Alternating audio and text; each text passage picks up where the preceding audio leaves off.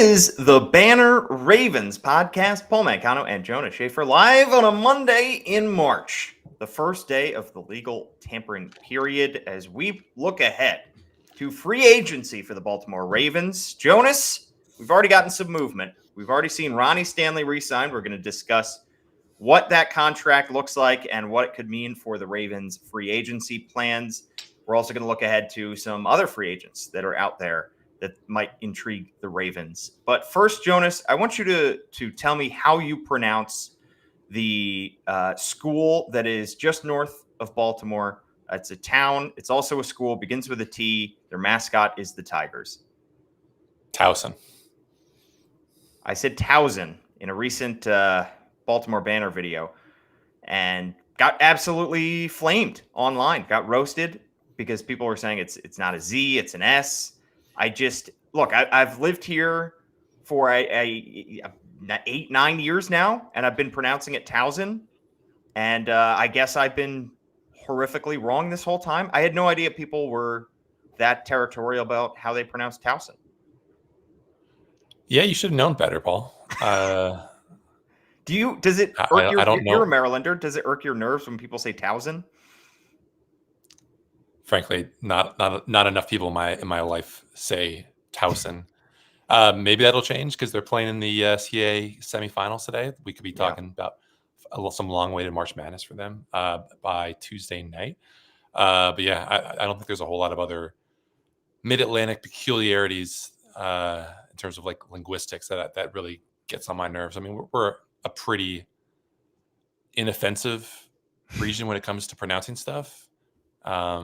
Just like we have very, very bland accents, very, very boring pronunciation. So I guess it just speaks to how wrong you were that people got inflamed about Towson.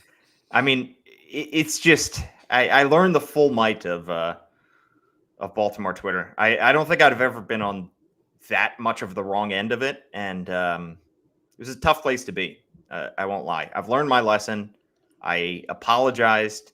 I feel like I need to do an apology video. We need to send out a statement. Towson. I won't make that mistake again, Jonas. I promise you that. That's not our word of the day. Our word of the day could have been Towson, but it's not. Our word of the day is another T word. It's tamper. Definition. I picked this definition that I feel like most fits our situation here. To engage in underhand or corrupt dealings, especially in order to influence improperly. Start of legal tampering period today, Jonas. And it is legal, which means teams can actually talk to these players as if they have not been talking to them all offseason or at the combine.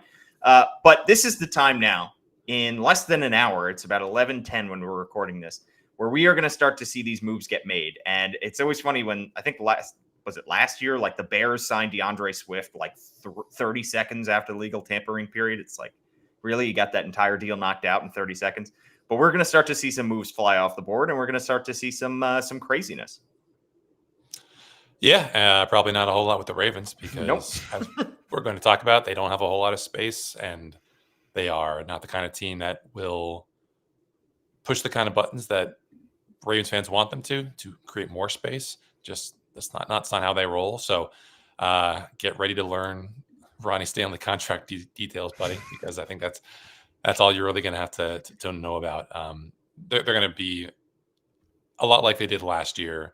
If you just imagine that Ronnie Stanley is this year's Derrick Henry, just a lot of small moves around them. Probably wait until the second or third wave of free agency to see who shakes loose, who might help the Ravens in their comp pick formula. But they had about $10 million in space before the Ronnie Stanley move was made. We don't know where they will land after that because I don't think the deal itself has been finalized yet. So the the contract details haven't been shared with like the NFLPA or whatever. But yeah, it's not going to be, I don't think, knock on wood, a very, very exciting free agency period. I think it's more frugality than fireworks, as I wrote in the kind of preview that went up about an hour ago on the BaltimoreBanner.com. Where you can subscribe $1 for 6 months is what I've heard. You can also write us a nice review on Apple Podcasts, 5-star review, and I'll read it out here anywhere. Like, rate, review, subscribe anywhere that you're getting the Banner Ravens podcast. Jonas, let's talk about that Ronnie Stanley contract because that was the first item of business that the Ravens wanted to get done, and it makes a lot of sense because Ronnie Stanley was such a key piece on that offensive line last year. Obviously has had some ups and some downs, some injuries over between 2020 and 2023, only played 31 of a possible 67 games. And that led the Ravens to restructure his deal last offseason, basically make him a free agent this offseason.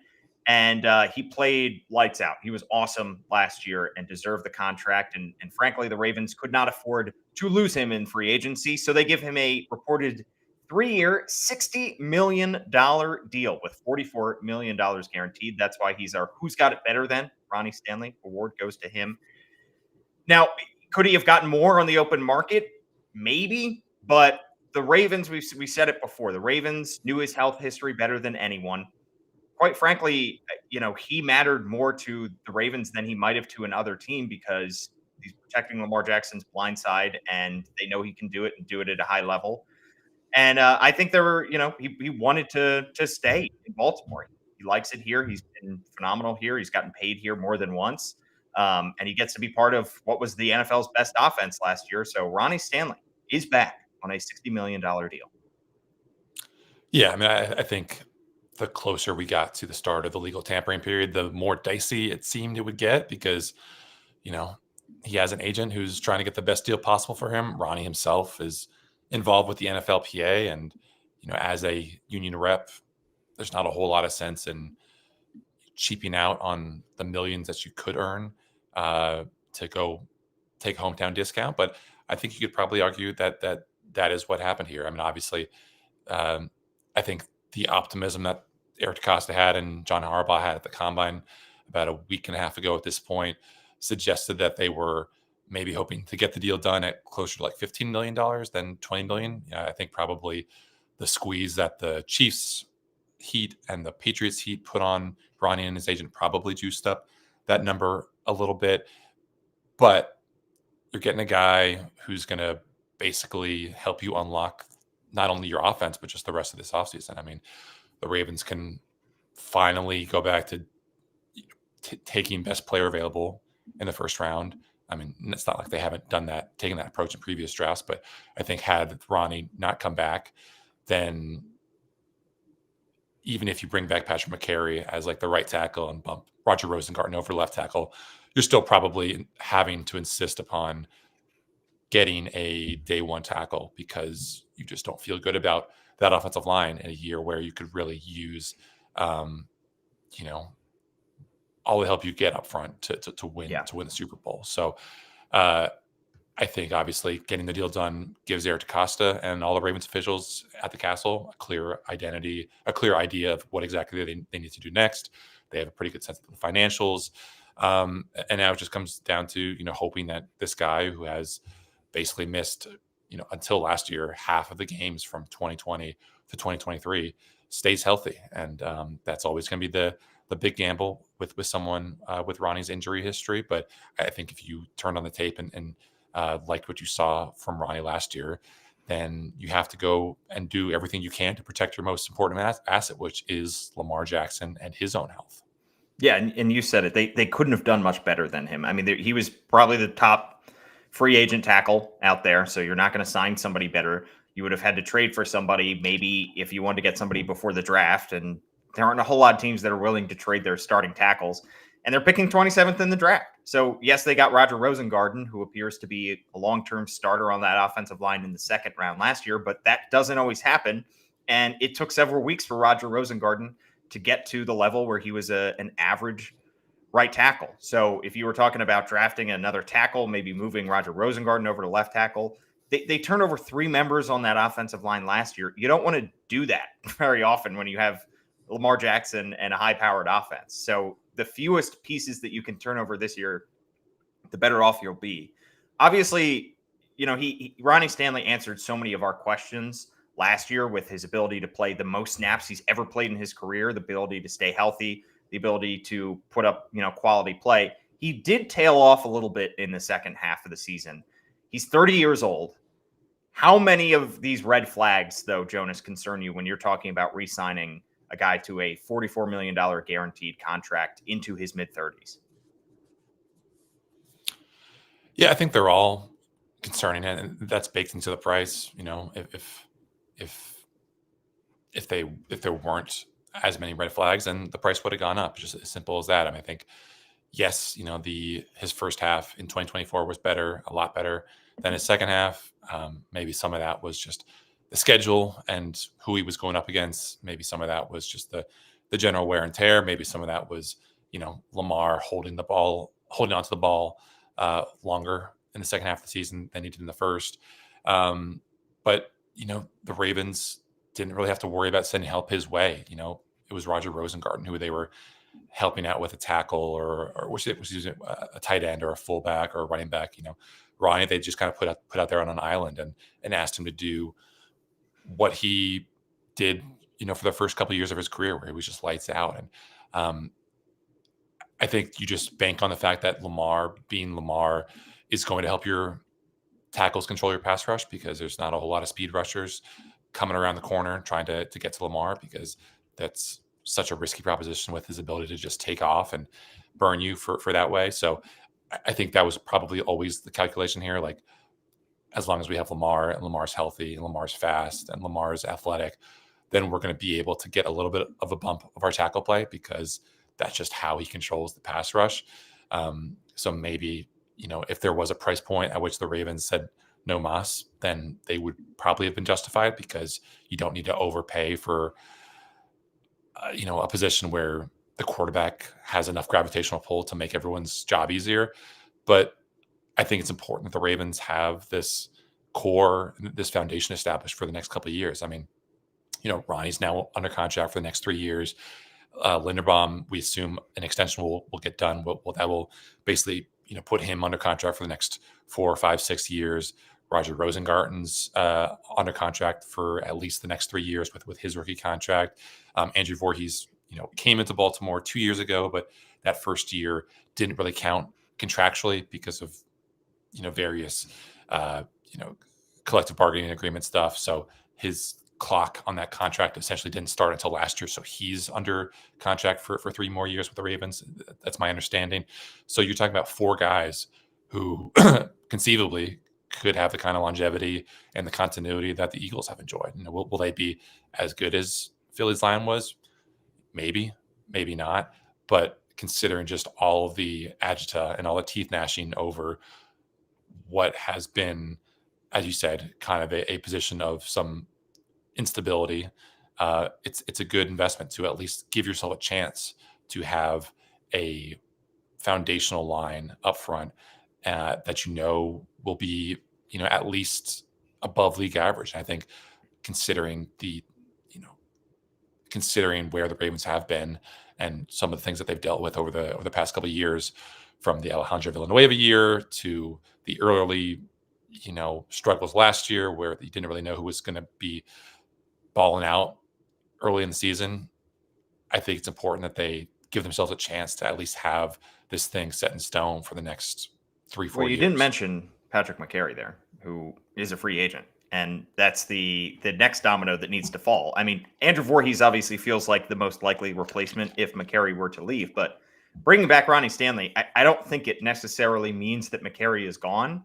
He's a valuable piece. Like, it's not just that he can play guard. He can play any spot along the offensive line if needed. He's shown his worth. He's still kind of young for a free agent, 27 years old. But does this Stanley contract to you, Jonas, mean that the Ravens are most likely telling Patrick Mekari, hey, go see what's out there? Maybe if you feel like coming back, if the market is too soft for you, give us a call. But, we're not going to prioritize re-signing you. I think so. I mean, his market value right now on Spot Track is $10 million a year, 3-year, $31 million deal. That's just out of the Ravens price range at this point with Ronnie Stanley signed, unless you, again, restructure deals, cut some guys. That's basically a Mark Andrews sized chunk of change there in terms of his cap hit for 2025. So I think it was probably an either or situation. Obviously, if you land on the Patrick Mekari side of things, then you would have a little bit more money to go spend around on some other guys, or give yourself some cap flexibility in ways that you wouldn't have if it were Ronnie Stanley re-signed. But I do think it's probably pretty unlikely at this point that Patrick Mekari comes back. And at this point, I think it's fine. I think that if you're paying that much for a guy, you're probably expecting him to be your starter. I think like the deal that the Ravens had signed for him, where it was like $5 or $6 million a year, was fine because there were the concerns about his back injury and just whether that would limit him and keep him from being like this every down, every snap kind of guy. And, he's 27, going to turn 28 in August. I think there's still probably that concern out there in the NFL. Like, can you really trust this guy who came into the NFL with some health issues? Is he going to be able to live out the length of this contract and be an every down guy for you? I think that's still a little bit of a big question mark. Not that Ronnie Stanley is any more of a sure thing, but I just think the Ravens probably played their hand the right way with this and taking the chances on the higher upside guy with Ronnie at a higher value position of left tackle than investing a chunk of change in Patrick Mekari after just one full year of pretty good but not great play in Baltimore. Yeah, so if they lose Patrick Mekari, they're talking about turning over just one starter on that offensive line. But even then, they're talking about replacing one with Andrew Voorhees, who was a starter at one point at guard last year. The only thing, though, that concerns me, Jonas, about this offensive line, I do still think, assuming they make that switch to Voorhees, I still think they'll be upper half of the league offensive line. But you are going to lose some depth, potentially in free agency, because Josh Jones is a free agent. Ben Cleveland, who's found himself in the news for quite a lot this offseason, is also a free agent. So I think that they will still, whether it's through the draft, whether it's through signing these kind of 1 year bargain bin free agents, I do still think they need to add some depth to that offensive line, because if one guy goes down, they don't have a great answer. And Patrick Mekari, quite frankly, was a valuable Swiss Army knife, because if just about anybody went down on that O-line, he could fill in for him. Yeah, I mean, I think bringing back someone like Josh Jones would make a lot of sense. His market value on Spot Track right now is just under $2 million, $1.9 million for a 1 year deal. I think he came in last year and gave the Ravens some nice reps at all the spots they played him in. We know that he could be a guard. We know that he could be a tackle. $2 million isn't a whole lot of money for a guy, especially with the salary cap bumping up. But I do think, at this point, if the Ravens don't come out of the draft with at least 2, probably 3 linemen, one of whom has to be at least, a day 1 or day 2 pick, you're probably talking about some roster mismanagement, just because, as you said, there's not a whole lot of dudes behind those starting 5. And, Tyler Linderbaum has gotten nicked up. Roger Rosengarten has been, an exemplar of good health, but he's not the biggest guy. Ronnie Stanley's obviously dealt with stuff. Andrew Voorhees fell as far as he did in the draft because of his own medical history at USC. So you really have to make sure that you have as much of a sure thing or as many reinforcements as possible along that offensive line. And I think the bulk of that investment will have to come through the draft, but bringing back someone like Josh Jones, I think would make. There are also 2 of our old friends who are back on free agent market once again this year: Morgan Moses, Kevin Zeitler. I don't think it makes. I think the Ravens kind of told us what they think about both those guys. They let them walk. I think they would have brought back Kevin Zeitler if they could last offseason. I'd say bring him back if you were looking to turn over at left guard, but he's only ever played right guard, and it sounds like the Ravens are pretty confident in Daniel Falele. Otherwise, they wouldn't have made that switch last year. So I don't think either of those guys are coming back. Jonas, did you want us to grade this Ronnie Stanley signing? You put something in the notes about this, or have we reached the most base level of podcasting that we feel like we need to slap an A through F grade on every signing? I thought we were different. I thought we were. No, all right. I'm gonna give this. I'm gonna give this a solid B plus. This is a B. The Ronnie Stanley signing is a B plus for me because they need to get it done. Quite frankly, the offense would be taking a step back if they did not do this. Regardless, maybe they would have figured it out by the season's end and by the time they got to the playoffs, but they could not have done much better than Ronnie Stanley, and they brought him back. Yeah, I'm giving it a B. I don't think you can go lower than a B. To be honest, I think it's with Dan Moore, the Steelers tackle, reportedly in the mix for a $20 million a year contract. I think paying $20 million for Ronnie is a fair market value. It's maybe even, a bit of a bargain considering, again, what Dan Moore might be making. And also there's just the consideration that this is taking something away from the Chiefs. When the reporting from Kansas City emerged that they were going to tag Trey Smith and that they traded Joe Thuney because they felt like they could make a competitive offer for Ronnie Stanley. I think there was a lot of consternation here in Baltimore that the Ravens would be losing one of their most important pieces, and watching him go to a team that doesn't have a whole lot of holes on offense, but that left tackle is definitely a significant one. So if you can keep this guy on your team, and more importantly, keep him away from the team that has been the thorn in your side, the thorn in the AFC side for the length of the Patrick Mahomes era, I think that's a very, very important thing, and something that I think we'll probably be talking about whenever the Ravens play the Chiefs next year. They obviously have the regular season meeting, but they also have the playoff meeting. And I think it's kind of interesting that we're at this pivot point now where the Ravens stayed ahead of the Chiefs, I believe, to take Roger Rosengarten because there was some concern that KC would take him, and they ended up taking Kingsley Suamataia, and that pick did not really pan out the way the Chiefs wanted because he couldn't play tackle, and now they're kicking him inside to be guard, where he could be, a really good player. He's a very athletic guy, but the Ravens left and right tackle in another world would be Chiefs, and that would be a very, very challenging thing to stomach. I think had that world actually come to fruition. Yeah, and honestly, the Joe Thuney trade kind of reminded me a little bit of the Ravens Morgan Moses trade last year, where when the Ravens traded Morgan Moses for a 4th-round pick swap to the Jets last year to a team that very much needed offensive line help. That was like, you're not getting a whole lot in return. Why are you doing this deal and you're trading your starting right tackle when you need to be good next year? But it is along the thinking of better to get off the guy a year early than a year late. However, I still think the Chiefs need significant offensive line help. So that was a risk, and it might not pay off for them.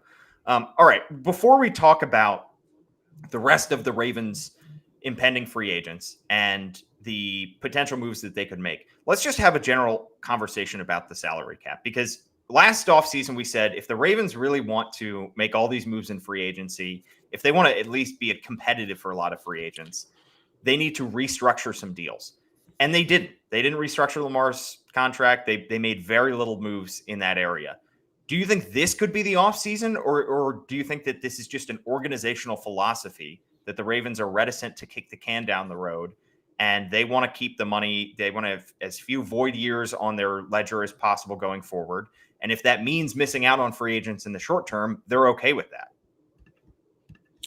Yeah, I think that they've always been pretty mindful of what has happened to front offices like the Saints, where you're just consistently having to kick the can down the road, and you're not really doing anything because you're not drafting well enough, or you're not signing well enough of free agency to give yourself a chance.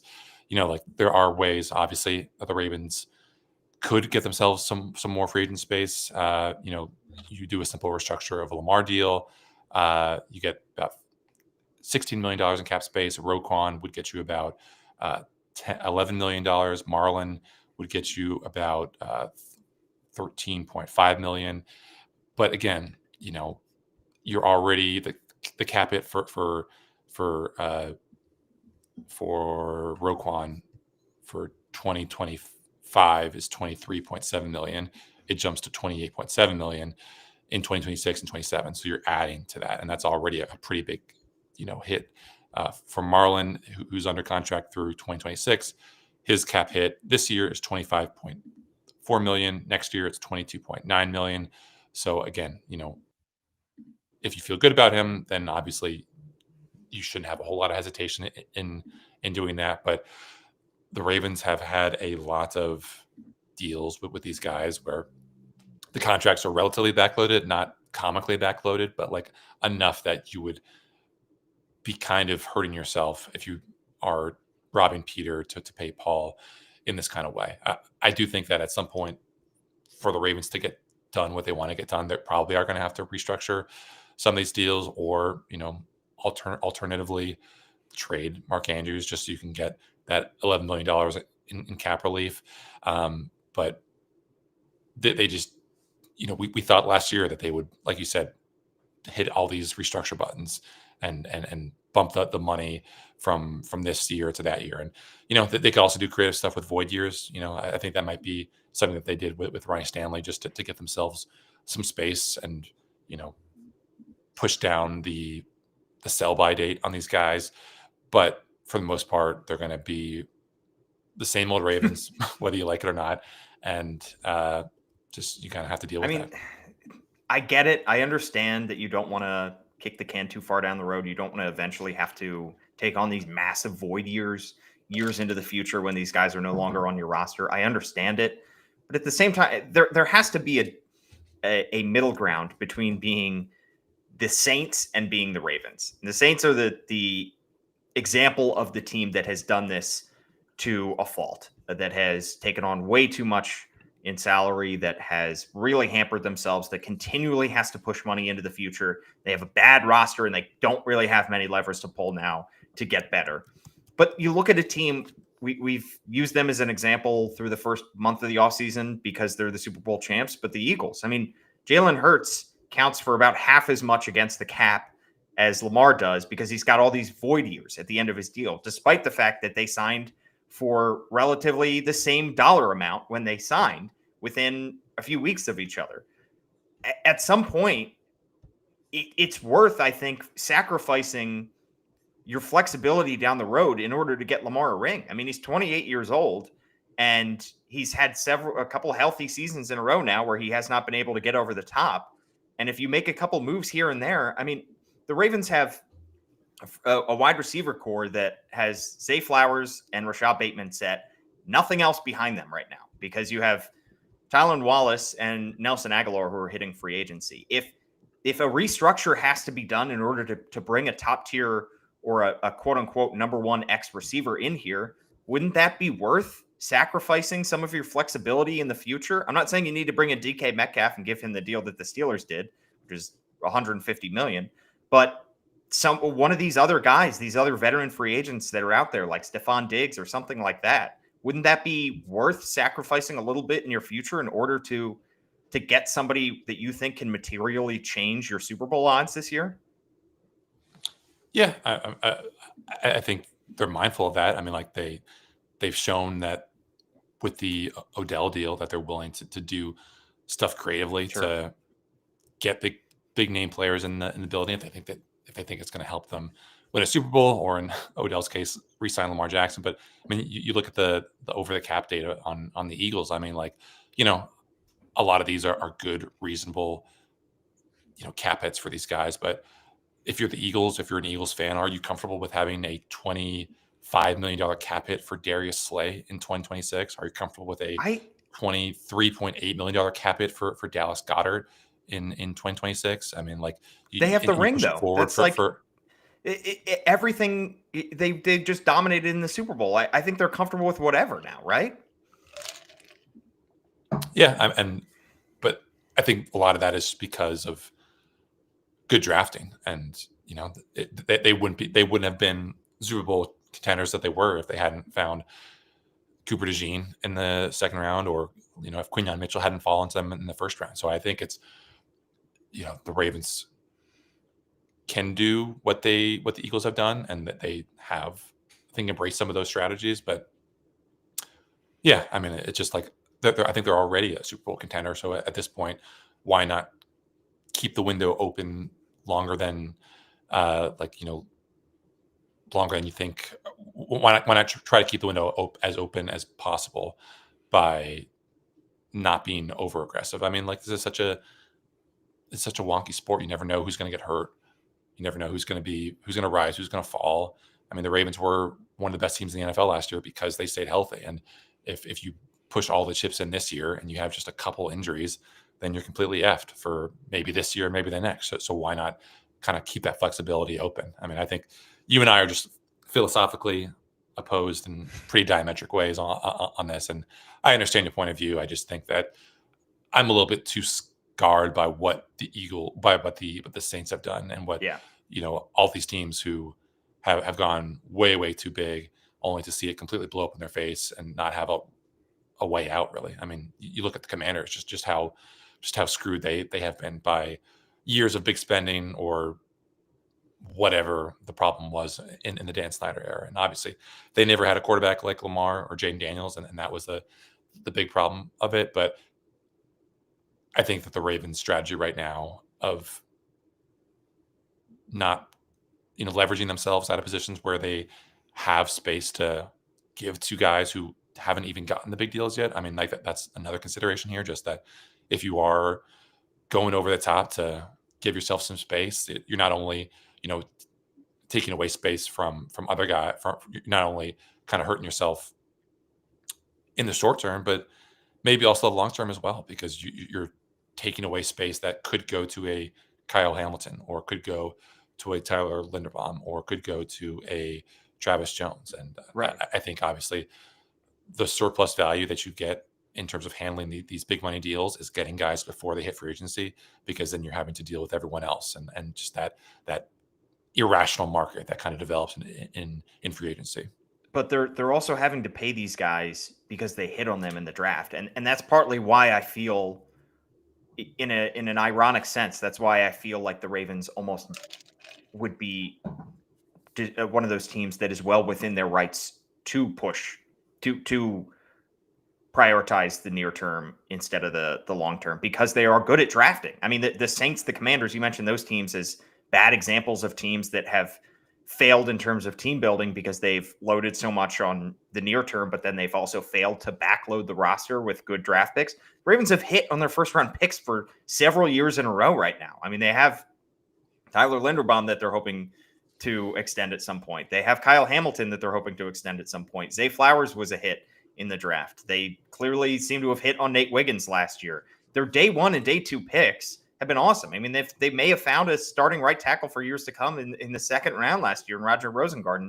Not every team can do that. And I think the Ravens are excellent at that. And that's why I almost feel like they need to place more faith in their ability to draft these guys and fill out the rest of the roster. But I don't want to get too far down the road on that conversation, because we're 30 minutes in and Twitter is down again. Great job by everybody in their offices, because we're 20 minutes away from the start of legal tampering period, and we're just not going to get any news. Awesome stuff.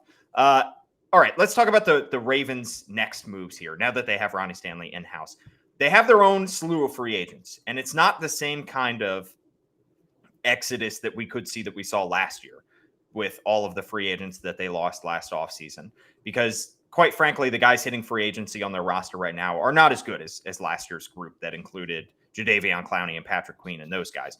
This year's group is Ronnie Stanley, already brought him back. Patrick Mekari, we just talked about.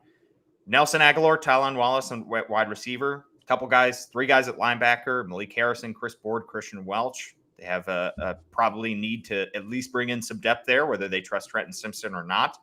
At defensive back, Tre'Davious White, Marcus Williams, Brandon Stevens, Brent Urban, Patrick Ricard. Jonas, you're looking at that group of guys right now. Who among them, if you were Eric DeCosta, do you think the Ravens should prioritize next if you were to bring back one of your own free agents next? And those are just the unrestricted free agents. I mean, yeah, among the restricted free agents, or I guess there's only one big one, which is Ardarius Washington. I think, considering that this is the end of the Marcus Williams era in Baltimore, then you're going to need a running mate for Kyle Hamilton. You're probably going to need to find another running mate just so you can go back and some of those 3 safety sets that were so effective for you last year and the year before. So I think he probably would be the priority. And I think Gianna, when she went down to Indy for the combine, heard that a lot of teams would be interested in him. If depending on how the Ravens kind of proceed with their restricted free agent tender, there's the cheaper one where it's, I think, $3.3 million, and it's the right of first refusal. So the Ravens can match any contract or any offer sheet that he signs. Then there's the more expensive one, which is about 5.5 million. And it would come kind of with the poison pill of the second round tender. So it's more expensive, but any team that signs that Ardarius signs an offer sheet with would have to give the Ravens a second round pick as draft compensation, which is obviously a lot to give up for a safety who's just basically only had the one good year. So I think Ardarius should be the priority. I think he probably will be the priority, but we might not get any resolution on that for another 6 weeks or so, because basically the deadline that the Ravens are working on isn't until mid to late April. So that could actually help the Ravens just in terms of figuring out where exactly to proceed in all this. But I think in terms of their unrestricted free agents, the guys who I pitched the Ravens on coming back, or Patrick Mekari, he's not going to cost a whole lot to be this, all pro fullback. I think obviously he was devastating in tandem with Derrick Henry last year. His previous deal was about, $4 million per year. Maybe you could get kind of the similar kind of contract, or at least a similar kind of cap hit for 2025, depending on how you structure that deal. He's not going to be playing 50% of the snaps like he kind of did during the G-Row days. So I think that would probably help the Ravens in getting him back here. And obviously he wants to retire a Raven. This is the only organization he's known. He knows that he's been an all-pro now 2 years in a row under Todd Monken. I think he really likes the organization. So that would make sense. Malik Harrison, I think would make a lot of sense for them. Just a guy who could play as an off-ball linebacker. He could play as an edge defender, play special teams. He finished second on the team last year in special team snaps behind Tylan Wallace, or not behind Chris Board. Just a guy who I think does everything the right way for the Ravens, and is just the kind of guy that you need, especially as a potential stopgap option if Trenton Simpson doesn't develop in year 3 into the kind of partner for Roquan Smith that you need to. Chris Board, another guy, led the team special team snaps, showed that he could help out on defense in some spots last year. Won't come very expensive, and a guy that you could kind of get on a team-friendly deal. And then Tylan Wallace, breakout year for him by the standards of his career. I think he had close to 200 yards. He was obviously active on special teams. I don't know if you can trust him to be wide receiver 3 behind Zay Flowers and Rashad Bateman, but he can at least be a bottom of the depth chart kind of wide receiver and help you out in a lot of different phases. So I think all those guys together, might only count about $10 million against the cap. You could obviously throw in a Josh Jones in there if you feel comfortable in him. That would be totally reasonable. But as you said, none of these guys are going to be big ticket guys, so that helps in terms of not only bringing down the price, but you don't really have to worry too much about them jumping to the line in free agency, because I don't think there's going to be a whole lot of GMs around the NFL clamoring for these guys to be the first one signed during this initial wave of free agency. Yeah, and in terms of big ticket guys that the Ravens already have on their roster, if they were wanting to extend one of those guys, Derrick Henry is only under contract for 1 more year. We've talked about whether the Ravens will extend him. Now could be the time to get something done. However, the Eagles have already extended Saquon Barkley. It's a extension with quotation marks around it, because they really just added some void years at the end of that. They've guaranteed more money in the short term, but he got a big time payday. And the Ravens are going to be the second team to have extended their free agent running back that they signed last offseason to big time money. The Eagles jumped the market on that. Should the Ravens have gotten talks done with Derrick Henry, an extension done before the Eagles? Have they erred in waiting and allowing Saquon to reset the market? I guess you could say in hindsight that they made a mistake, but I didn't expect Derrick Henry to sign, or I didn't expect Saquon Barkley to sign this early. Obviously, that's just the Eagles being proactive and doing what they do to kind of reset the market. I guess I'm not sure what exactly the best deal for Derrick Henry looks like at this point. I think we all kind of understand him to be a guy who defies age and defies time in a lot of ways. I think, ironically, you probably do feel better about signing him to a long-term deal now that you have Ronnie Stanley locked down for the foreseeable future, because I don't think there's a whole lot of value, as the Tennessee Titans learned toward the end of his tenure there, in paying big money to a guy who's running behind a bad offensive line. Obviously, Lamar, being the kind of force multiplier that he is always going to make Derrick Henry's life much easier, assuming that Lamar stays, looking like the guy that we all know him to be, one of the more agile, quick, elusive guys in the NFL. So we'll see. I think obviously Saquon is a probably considered. I don't want to say considerably, like he's definitely more valuable than Derrick Henry in a vacuum, just because of what he offers as a pass blocker, what he offers as a pass catcher. He could be a 3-down guy for you in a way that Derrick Henry kind of isn't, just because the Ravens have better options at the with Justice Hill as that third down back. So he's obviously younger than Derrick Henry is at this point. So it's gonna be interesting to see what the Ravens do. Obviously, Derrick wants to remain in Baltimore, as he said at the NFL Honors, media availability. I just don't know what a deal looks like. I imagine the Ravens will probably try to get a move on him, but again, it's really tough to figure out how much his contract value could jump from what it is right now after the incredible season that he just had in 2024. All right, let's talk about outside free agents. The Ravens do not have a whole lot of money to work with, and as we've outlined, they're unlikely to create more cap space. Eric DeCosta called it searching through the couch cushions to find money to sign these guys. But one thing that might influence their ability to sign these guys, or their desire to sign some guys, is whether there is draft pick compensation attached to them. And if these players are released before a certain deadline, then there is not draft pick compensation. So essentially they could, maintain the same, does not affect their compensatory pick formula if they were to sign one of these guys. And it's every year a lot of interesting names get released because their teams decide that they would prefer the cap space, the cap relief. And there's some guys that landed on this list that are pretty intriguing. Zadarius Smith, who we talked about as a potential trade candidate last year, the edge rusher that ended up on the Lions, is going to be cut. Von Miller, Khalil Mack, although he is already re-signed with the Chargers, I believe, as of an hour ago. Jonathan Allen, defensive tackle for the Commanders. Darius Slay, cornerback for the Eagles. Tyler Lockett, Gardner Minshew, Jonas, backup quarterback. I love talking it. Joey Bosa is also out there. So those guys could be intriguing, not just because of their name value, but also because of the compensatory pick formulation there.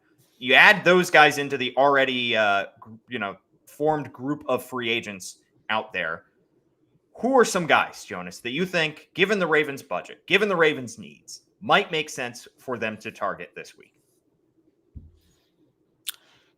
I think you could argue that they need a wide receiver 3 if they don't feel good about. I would argue that where they are with Devontae Walker. Someone like Josh Palmer, I think, would be interesting. He's coming off a year, pretty solid year for the Chargers. I think he's been pretty consistent for LA over his tenure there. Last year, 39 catches, 584 yards, 1 touchdown. He's only 25. He's got good speed. He's a good blocker. He's, at this point, I think a clear and obvious upgrade over Nelson Aguilar. Wouldn't have to break the bank for him. SpotTrack's projected deal for him is 3 years, $12.8 million, so just a little bit over $4 million per year. On the defensive side of the ball, I think they could look at someone like Jordan Lewis, who's a slot cornerback for the Cowboys. Graded out well last year, good on blitzes, good in zone coverage. He's also pretty reliable as a run defender. I think he graded out pretty well there last year on PFF. He forced 3 fumbles.